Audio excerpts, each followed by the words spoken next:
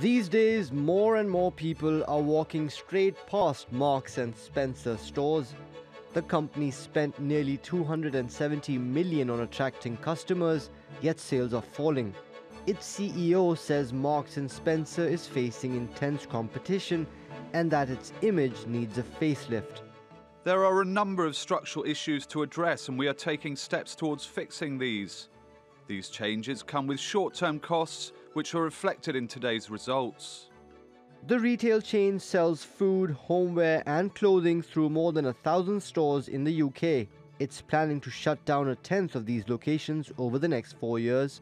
The company says it's all part of its plan to shift a third of its sales online. But even an overhaul may not be enough to turn the retailers' fortunes around.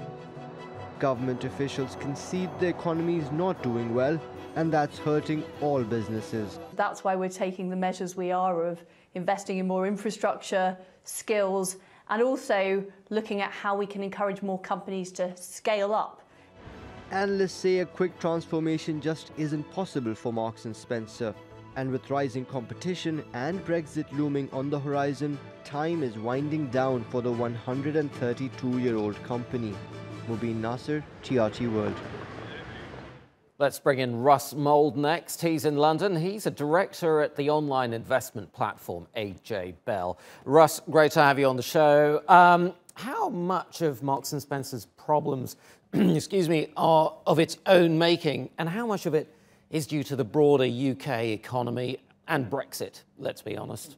I think it's a really good question. I think that both are probably true. If you look at the external factors, British consumers are still being very careful with their money. Wage growth has been very limited, barely outstripping inflation for most of the last 18 months, and credit cards are very heavily maxed out. There's lots of debt still in the system. And in addition to that, it's not just how much money the consumers have got to spend, it's how they want to spend it. They're increasingly going online. Marks and Spencer's really hasn't adapted to that new world as well as many of its competitors. So those are the external factors. The internal factors, well, one of them is its ability to adapt to online, but also in clothing, there have been multiple management teams to try and fix the clothing business. They haven't done it. They've rather lost the identity of who their customer is, unlike, say, British rival Next, or global peers like Zara, that's owned by Inditex, or H&M of Sweden. And so it's a combination of those factors: how much to spend, how they want to spend it, and then is M&S doing a good enough job of attracting those people? And the answer is clearly no. Yeah, the problems that you mentioned, I suppose you could say that they're a function of scale, and that seems to be what we're heading towards. I mean, you've got the merger between Sainsbury's and Asda. That's going to create a behemoth. How is Marks and Spencer going to compete with the likes of that and with the encroachment of Amazon into the retail space? I think if you were to set up a company today, you wouldn't create Marks and Spencer's with food on one side and clothing on the other necessarily. I know the big grocery chains, the big British grocers like Tesco, Sainsbury's, Asda are encroaching on those areas, but I'm not sure you'd necessarily set up the company like that. There are things that it can do, definitely. One of them is cut costs, which it is now doing. It's accepting finally it's got too much floor space. So that will help, but in the end that's not going to help grow the business. It may shrink the cost, but it won't grow it. What they've got to do, they've got to get the basics right. They've got to focus on classic style, not fashion, which is what they used to do brilliantly. They've got to focus on quality, not on price.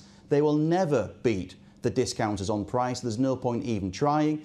And in addition to getting their floor space downsized, they need to get online right. None of these things are easy, but other companies have been able to do it. There's no reason why M&S can't.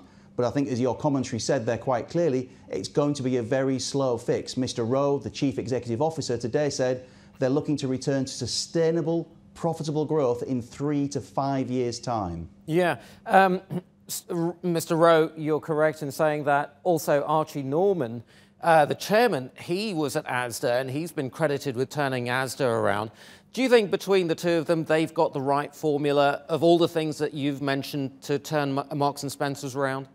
I think Mr. Norman's track record is extremely good, and I think that's one of the reasons why the share price was actually up today, despite a very poor set of operating results, is hopes that he can work his magic once more.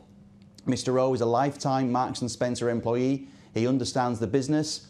You could argue perhaps he's been there for that long, he may be part of the problem, but I think he appreciates what the issues are. I think the biggest challenge for M&S is the level below that. We mustn't get caught up in the cult of the chief executive officer, the cult of the chairman. They're just two individuals in a firm of thousands. They set the tone, they set the strategy, but in terms of day-to-day implementation, it's down to all of the staff. And I think changing the company's culture, the way in which it looks at its customers and addresses its customers, will take time. And there have been so many changes, particularly on clothing and home. I think what's needed is a clear direction, and that's really where Mr. Rowe and Mr. Norman will come in. What is the strategy on clothing and home, where the company has flip-flopped and changed its strategy several times in the last decade? That's one of the reasons why it's now making barely half the profit it was 10 years ago, for example. Right, we will have to leave it there, I'm afraid. Russ Mould from AJ Bell, thank you very much indeed. Pleasure.